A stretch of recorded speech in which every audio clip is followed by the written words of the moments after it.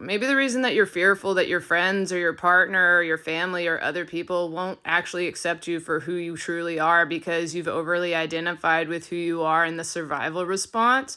And this is especially so if you're somebody who has a lot of trauma, especially if that trauma started in childhood and then carried on throughout the rest of your life.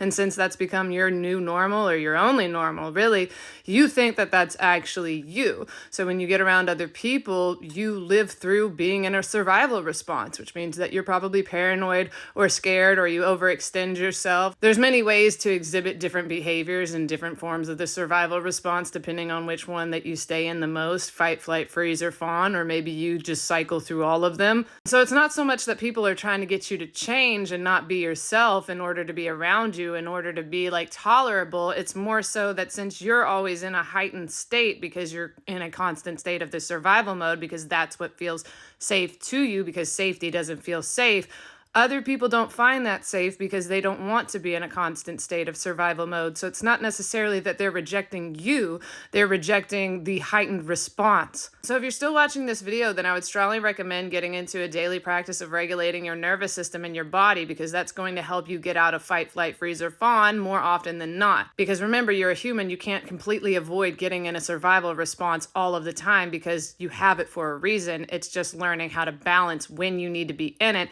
and when you don't. And being able to regulate your nervous system and your body not only helps you kind of put off being in a survival response when you don't need to be, but it also helps you start to recognize when you are getting overstimulated or dysregulated. Not only that, but the more that you're able to get out of the survival response, the more that you're able to become familiar with feeling safe, not being in a survival response. And when you're not in a survival response, you can actually start to look at your narratives, beliefs, and stories that you tell yourself about the world, yourself, and other people, and start seeing them from a perspective of not being in a survival response, not constantly being paranoid or scared or angry or overextending yourself and people pleasing, because again, you're not in a survival response, and it really changes your perspective on how you see things and how you view yourself. And when you're able to view yourself, the world, and other people differently, you're able to make more authentic changes for who you actually are, not who you are when you're in a survival response. So anyway, I hope that helps at least one person. My name's Sarah, and I'm your favorite self-experimenting coach or companion, and I help get people reacquainted with who they most authentically are. You're an amazing person, and I hope you have the best day.